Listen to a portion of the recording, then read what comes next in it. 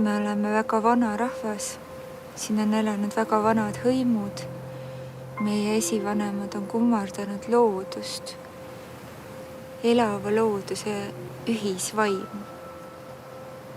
Mis mind hiite puhul väga võlub, on see saladuslikkus.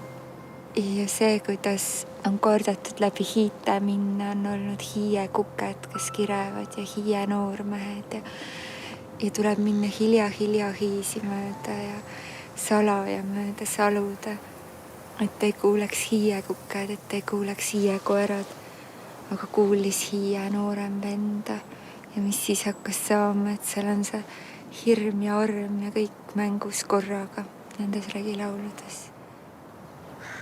Hiie pärimus on täis hoiatusi. Mis juhtub nendega, kes reostavad, lagastavad hiiepaika, võtavad maha puid, võtavad kaasa ainsagi halli oksa. Kui ma olin ülikooli, ma arvan, juba magistrantuuri tudeng, siis äkki kuuldus minu kõrvu, et Paluküla Hiiemäele tahetakse rajada suusaspordikeskust. Hoone otsa ja lumekahurid ja tõstukid ja valgustus ja kuidagi juba visuaalis paistis sealt välja palju müra ja palju kommertsi.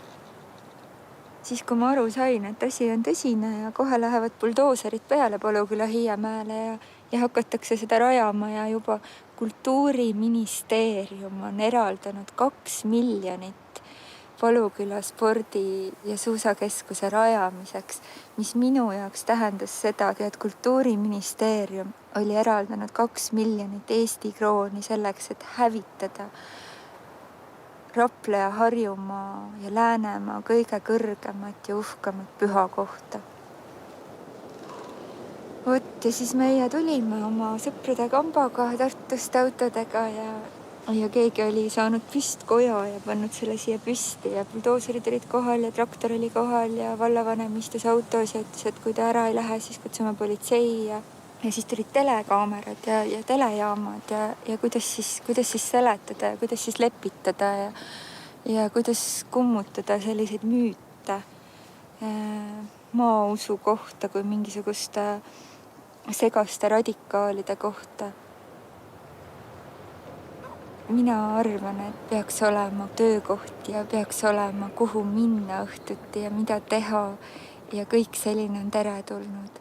Aga ma olen täiesti kindlalt seda meelt, et sellist kommertslikku suurt suusakeskust ei tohi rajada meie maakonna kõige uhkemale Kultusmäele. Kreekas on antiikvaremad, mille üle uhked olla, eelkristlikud, põnevad siiani säilinud. Meil on Hiiemäed. Ja nii lihtne see ongi.